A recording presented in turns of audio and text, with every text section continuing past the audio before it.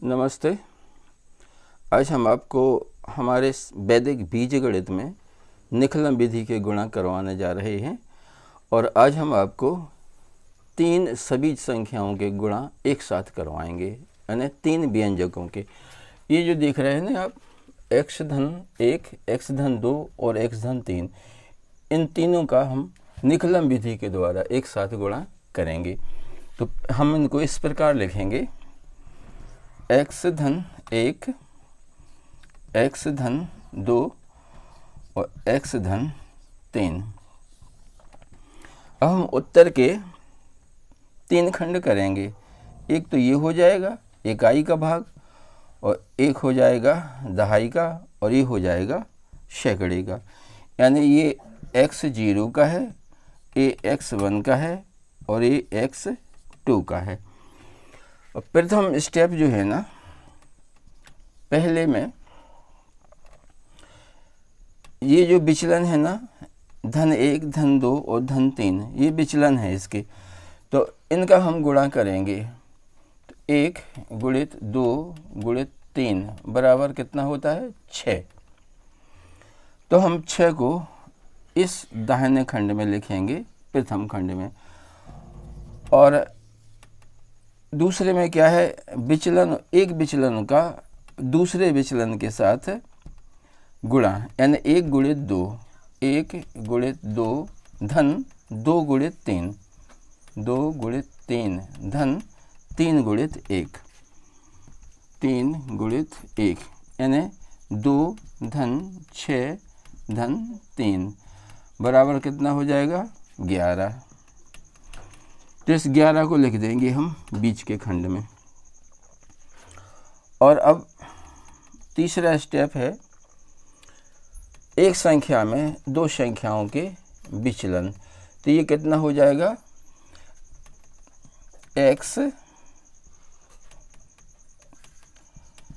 x धन 1 में हम जोड़ देंगे, ये 5 और जोड़ देंगे, तो ये कितना हो जाएगा हमारा? x धन 6 हो जाएगा। तो ये x धन 6 आ जाएगा कहाँ पे? यहाँ पे x धन 6। इसका मतलब है x धन 6। अब चूँकि ये सैकड़े में बनाना है हमें, ये सैकड़े में बनाना है, तो ये हम कैसे बनाएंगे?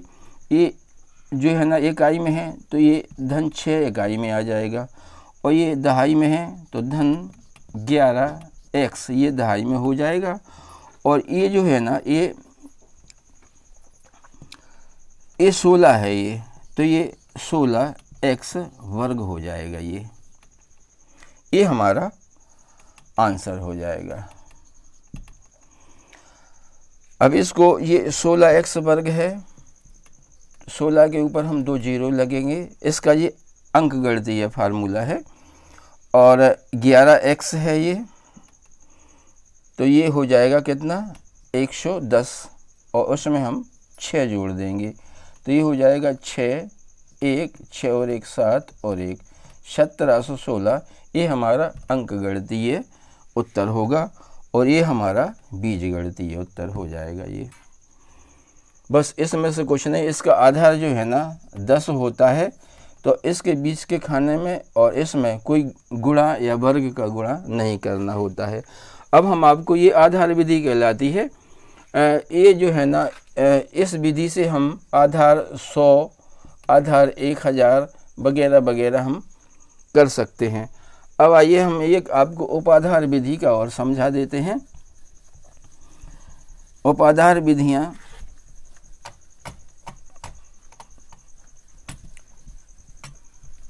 दो से लगा के 9 तक होते हैं। 2 3 4 5 6 7 8 9 ये उपाधार कहलाते हैं, और एक जो होता है ना, ये आधार कहलाता है। ये जो है ना 2x धन 2 है, तो हम लिखेंगे यहाँ पे 2x धन 2। ये है 2x धन 3, और ये है 2x धन 4। विधि वही है, हमें इसके 3 भाग कर देना है। तो पहले हिस्से में हम 2 गुणित 3 गुणित 4 लिखेंगे। तो ये कितना हो जाएगा, 3 दूनी 6, 6 चौको 24। तो हम यहाँ 24 लिख देंगे। और दूसरे स्टेप में 2 विचलनों के गुणा जोड़ना है। तो 2 गुणित 3 धन 3 गुणित 4, 3 गुणित 4 धन 4 गुणित 2, 4 गुणित 2। तो ये कितना हो जाएगा, 6 धन 12 धन 8। तो ये कितना हो जाएगा, 12 8 20 और 6 26। अब 26 में हमें यहाँ पे 2 का गुणा करना है। अब आप इसको समझ लीजिए कि इस दूसरे स्टेप में हमें 2 का गुणा क्यों करना पड़ा। वो इसलिए करना पड़ा कि इसका उपाधार जो है ना 20 है और आधार इसका 10 है। तो ये जो है ना 2 गुना बड़ा है, इसलिए यहाँ पे 2 का गुणा करना पड़ा। और मान लीजिए यदि यहाँ पे 3 होता, 3x धन 2, 3x धन 3, 3x धन 4, तो यहाँ पे 3 का गुणा होता। अब एक स्टेप और रह गया है तीसरा। तीसरे स्टेप में क्या होता है, एक संख्या में 2 संख्याओं का विचलन जोड़ना पड़ता है। तो ये 2x धन 2 है, 2x धन 2 है, तो इसमें जी हम 7 और जोड़ देंगे। तो ये कितना हो जाएगा, 2 3 5 और 4 9, 2x धन 9 हो जाएगा ये। अब हमें इसमें गुणा करना है 2 के वर्ग का, 2 के वर्ग का गुणा करना है। तो वो कैसे हो जाएगा, पहले हम ये जो है ना 2x को हम इकाई में ले जाएंगे। तो ये कितना हो जाएगा, इकाई में ले जाएंगे हम, ये 20 है तो 20 को हम इकाई में ले जाएंगे तो इसमें 9 जुड़ जाएगा, तो ये 29 हो जाएगा। अब 29 में यदि हम 4 का गुणा करेंगे, 2 वर्ग माने 4, 4 नाम 36 की 6 हासलाएँ 3 और 4 दूनी 8 और 3 11, ये 116 हो जाता है। तो यहाँ पे लिख देंगे हम, यहाँ पे हमने 26 में 2 का गुणा किया था तो कितना आया था, 26 दूनी 52। तो बीच के खंड में हम 52 लिखेंगे और ये आखिरी खंड है, इसमें लिखेंगे हम 116। अब हम इनको सबीज बना देंगे। ये हो जाएगा, चूँकि सैकड़े में है, 116x वर्ग धन 52x धन 24। ये हमारा बीजगणितीय आंसर हो जाएगा।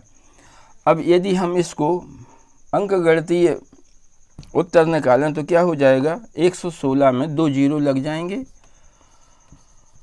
और 52 में 1 जीरो लगेगा और उसमें 24 जुड़ जाएगा।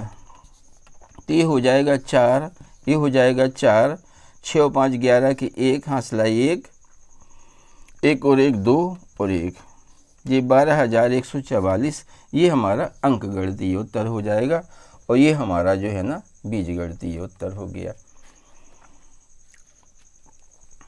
आशा है आपको यह विधि समझ में आ गई होगी। इसमें उपाधार में सिर्फ हमें इतना ही ध्यान रखना होता है कि इसका उपाधार 20 है, तो बीच के खंड में यानी दूसरे खंड में हमें 2 का गुणा करना है और फिर तीसरे खंड में 2 के वर्ग का गुणा करना है। कृपया हमारे इस वीडियो को लाइक कर दीजिएगा और हमारे चैनल को सब्सक्राइब जरूर करिएगा। धन्यवाद, नमस्ते।